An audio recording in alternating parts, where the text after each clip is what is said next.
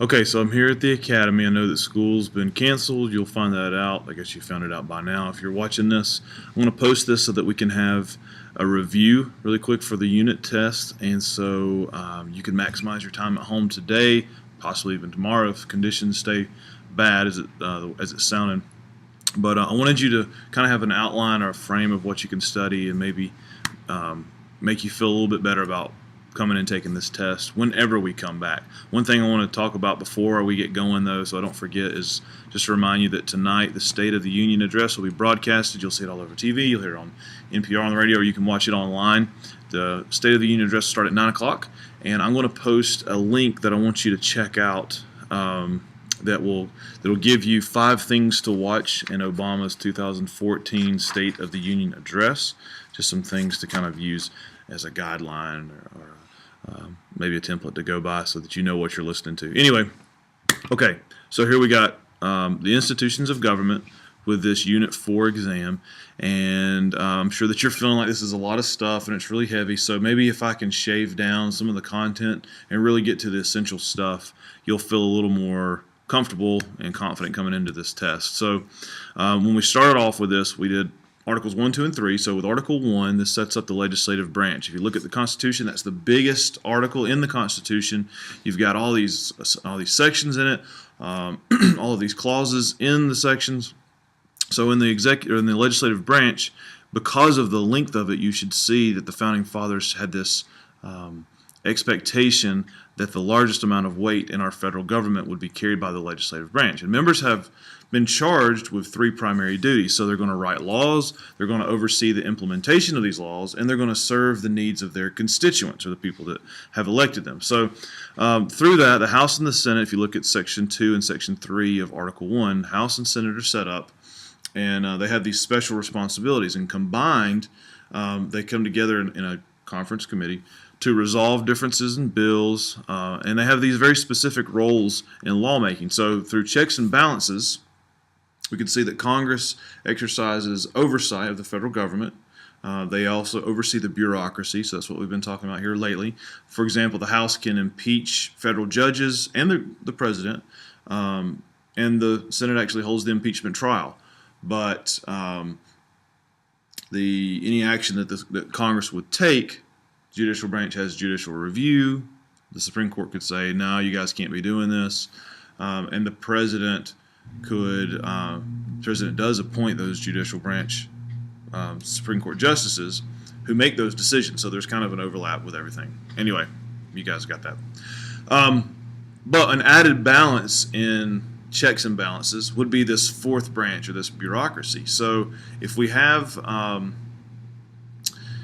administrative agency, if we have an interest group, and if we have a congressional committee, these 3 groups kind of help spread that out as well. And if there is an unconstitutional act that Congress makes, again, the Supreme Court would come in because of judicial review, and they would nullify that act, so it couldn't happen. But a couple things that Congress can do: they can remove the president through impeachment, as I just said, through their conviction powers. The presidential veto could be overridden. The Senate could refuse to approve a presidential appointment. They could also refuse to approve a presidential treaty that's been negotiated. Those are all within the powers that Congress has. Now, what they can't do is they can't just declare a law illegal, or declare something that the president does unconstitutional. Who would be able to do that? Right, I think I heard you say Supreme Court. Why? Exactly, because of judicial review. So, just make sure that you understand that Congress is not in the deciding process as to whether or not something is constitutional. That's what the Supreme Court does. So, Article 1, we start out with the qualifications of the House and the Senate.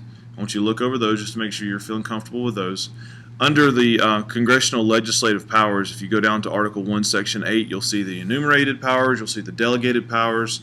Remember us talking about the elastic clause, the things that Congress specifically is stated that Congress has the powers to do, and then things that they get to do because of this kind of wiggle room in order to carry out some of those things other things must take place.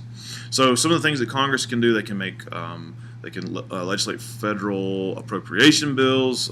They can approve treaties. They can establish lower court system. They can obviously pass federal laws. They also have some special responsibilities too, like if there's not a majority winner in a presidential election. If the Electoral College is split maybe between 3 different candidates, then the House will go in and they'll choose a new president by the majority of the delegates there, or the delegation. The House of Representatives will start any revenue bills. The Senate has a pretty cool power, filibuster. So just keep in mind those special, unique powers that the House and the Senate have. When it comes to a bill becoming a law, so this would be Section 7 of Article 1, most of the work is done in committee. And so remember the different types of committees. I'm going to move my laptop because I think that I'm almost out of juice here. So you're going to walk over here with me so I can plug this thing up. Okay. As I'm setting this up, remember that you've got different types of committees. You've got a conference committee. You've got your standing committees, your select committees, joint committees. So make sure that you're checking those out to understand the difference between the different committees. Okay, I think we're good now. Let's see. Article 1. Look over Section 9 and 10 and you see some of the limits of power of Congress. So you'll remember some of these kind of strange phrases like ex post facto, that Congress can't make a bill or can't make something illegal, or cannot punish somebody for something if it wasn't illegal at the time. They can't make that law or make that punishable after the fact. We went over habeas corpus, which means to have the body. So if you're in jail, you have the right to request a writ of habeas corpus to know why you're being held.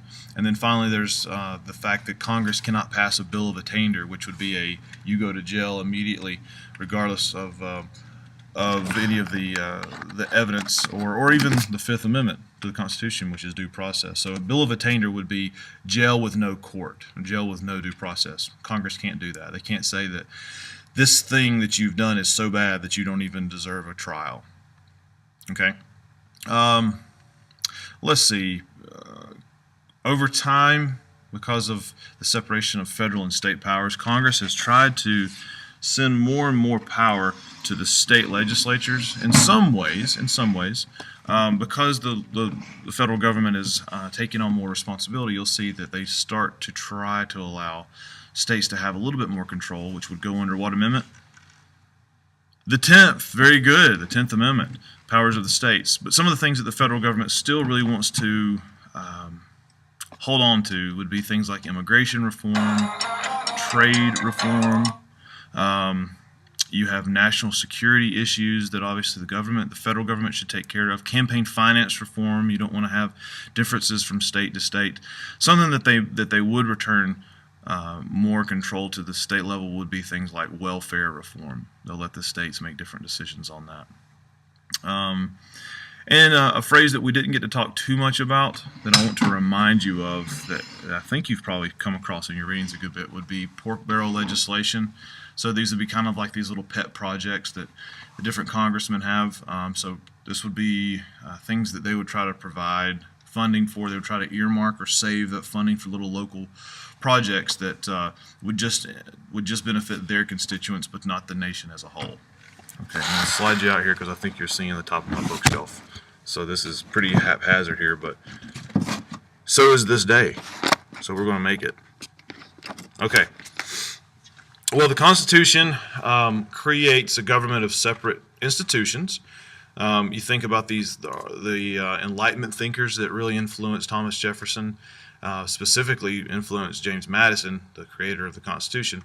But Montesquieu and Rousseau, but really Montesquieu was responsible for this idea of separation of powers. And so instead of one single institution of government running everything, we have this delegation of power to different branches of government, and you learn about this fourth branch of the bureaucracy, and sometimes you even have the people considered a branch of government, the electorate. But anyway, what happens because of this is you have a lot of struggle between these branches, especially struggle between the executive branch and the legislative branch. And so between the president and Congress, the president does have certain powers, but a lot of times Congress makes or causes difficulty in the president expressing those powers. So things like veto power of the president, Congress can override that. The power to issue executive orders, Congress can sometimes put a stop to those. Power as commander-in-chief. The president cannot declare war. Only Congress can declare war. That's one of the delegated powers of Article 1, Section 8. But the president is the commander-in-chief of the military, so he's the one who actually sends out the troops. One thing that acts as a check of the president's power would be the War Powers Act or War Powers Resolution. And what happens with this, just to remind you, this is when the president has to actually notify Congress within 48 hours of deploying the troops. So this keeps the president from just saying, okay, I'm not going to declare war, but I'm going to just start sending out troops left and right. And this happens in reverse too, though. Congress has certain powers that are listed in the Constitution, but the president does have some check on those. So these might be things like legislative oversight power, or maybe when the Senate has the power to advise or to consent. There's also budgetary power. The president has a lot of control in regulating those different expressions of the congressional power. Okay, let me focus specifically on the executive branch. So this is Article 2 of the Constitution. You'll see it's a much shorter section or a much shorter article of the Constitution, but it does set up the office of the president. It sets up, or it gives the power of the president, gives power to the president to exercise that executive power in the way that he or she needs to. And so that allows the president to create different cabinets, different agencies, so the bureaucracy, to help carry out those laws that Congress makes. So the constitutional powers of the president would include things like acting as the head of the military, vetoing legislation, granting pardons, appointing new ambassadors. So what I want you to do is go through and review the different types of power that the president has. So he has delegated powers. This would be like the chief diplomat. There's concurrent powers, reserved, expressed, and enumerated. So know what powers are specific and what are outlined, literally outlined, like literally listed in the Constitution. Which ones are those more elastic powers? Under the executive branch, under Article 2, because of the president having that executive power, you have the office of the White House, and then you have these cabinets and agencies. The primary function of the White House staff would be to advise the president. And so these positions don't need congressional approval. An example of this would be like the National Security Advisor, or maybe the Chief of Staff, which is a relatively new position that helps to advise the president. On the cabinet level, I want you just to remember the 15 different executive cabinets that the president can refer to. These would be things like the Department of Treasury that is responsible for printing currency. Just kind of review those different cabinet levels, know what the main thing is that they do. You don't need to memorize the secretaries of those different cabinets because those are things that kind of revolve. But if you look back over JANDA chapter on the bureaucracy, you'll see which departments would be considered the most important. I also talked about that in class. So just see which ones are the most important that the president usually refers to. Then at the next level, you have the agencies, the independent agencies. So the one that I talked about in class would be NASA. That'd be an example of an independent agency that's not neatly tucked underneath one of these departments. Something that you see happening from time to time within these departments is that the secretaries, even though they're chosen by the president, they're approved by Congress, they start to develop stronger loyalty to their department than they do the president. And so sometimes you might see, because of the president and his executive power, he'll dismiss some of these secretaries, these cabinet level secretaries, because they are not answering whatever his requests are. They're not carrying out or executing the law in the way that the president would like, and so he'll dismiss those secretaries. Under the president's power, when it comes to how the president interacts with Congress, you know that if Congress submits a bill falling under Article 1, Section 7 of the Constitution, how a bill becomes a law, the president could veto that. The president could also pocket veto that. Just remember or go and review the process of pocket veto. So if Congress is adjourned during the 10-day period, the president has considered the bill that both houses of Congress have passed, but the president doesn't sign it. It does not sign it, then that's a pocket veto. Okay, Article 3. We're getting there. Article 3 will be the judicial branch. This is a little bitty article to the Constitution, and as far as the SCOTUS, or the Supreme Court of the United States powers, it's extremely vague. not necessarily not the power. Let me step back. It's extremely vague as to the qualifications because there are no official qualifications. There's no term limit, and so this flexibility and this openness makes it so that the Supreme Court does not have to. It's apolitical. It's supposed to be apolitical. They don't have to worry about a term on the Supreme Court coming to an end because of a decision that they make. Uh, they don't need to fear any type of political blowback. As far as qualifications, um, there's nothing listed, but you know that if someone is illiterate, possibly not a United States citizen, has never served on any type of judicial bench, if they haven't passed the bar, it's going to be difficult to get Congress to pass that or approve that presidential appointment.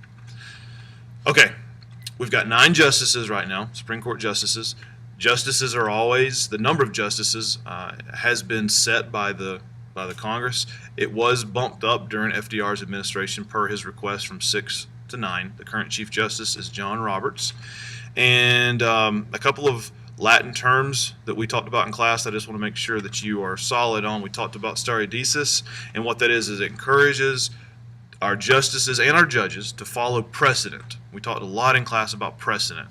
So when the courts make a decision, they can't just say, I'm feeling kind of frisky today, I'm going to go with this decision, or I like the way that this court case sounds, or I don't want to base this on anything. Everything has to be based on precedent. Everything has to be grounded in some type of previous case or a constitutional amendment or congressional act, law, something along those lines, constitutional foundation. We also talked about amicus curiae brief, and so if you have a non-connected group, a non-litigant group, so this would be somebody who's a friend of the court, that's what it actually means. They're not in the process of being sued, they're not the plaintiff in the case, they are completely disconnected. They can submit some type of a statement that would try to help out the court in making their decision.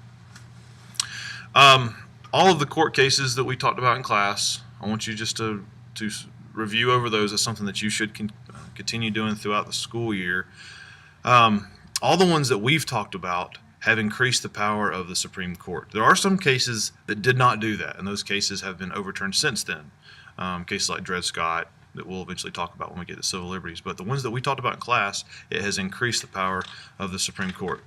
One of the biggest cases, though, that you really need to be comfortable with in regard to the Supreme Court in Article 3 is... Okay, I didn't hear you, so I want to make sure that you got this one. I'm going to give you a clue. This is the one that establishes judicial review. So what court case is that? Good. Okay, so Marbury versus Madison. Look over the background of Marbury versus Madison. Make sure that the solid core piece that you take away is that it does set up judicial review. And so judicial review allows the Supreme Court to declare any federal law invalid if the legislation violates or goes against the Constitution. There is one thing that's protected by the Constitution. One thing that let me rephrase this. One thing as far as the Supreme Court's power of judicial review that they can't touch, they can't overrule, and that would be the Bill of Rights. That's something that is considered sacred. The Supreme Court could not say we have judicial review. We're going to nullify the First Amendment. Things that the Supreme Court could do because of judicial review is they could take a lower court's resolution or decision and they could say, no, this is unconstitutional. They could look at a state law, maybe something that was trying to violate suffrage for a certain group of people in a state. They could count that as not being constitutional. They could look at a congressional act, and they could look at an executive order, and they could say that this violates some type of precedent or constitutional understanding, and they could say that this law is now null and void. Okay, so I hope that you benefit from this little crash review. You'll notice that I didn't spend a lot of time talking about the bureaucracy, and if you look at past examples of the AP exam, the focus is largely on the 3 branches of government, Articles 1, 2, and 3. When there is a question or a multiple choice question or an essay question on the bureaucracy, it's how these groups work together with an interest group. That would be the added component. So just understand that iron triangle does not involve the judicial branch. Instead, you replace the judicial branch with an interest group. Okay, you guys stay safe, stay warm, check out the State of the Union address tonight, and maybe I'll see you tomorrow. All right, I'm signing out. Later.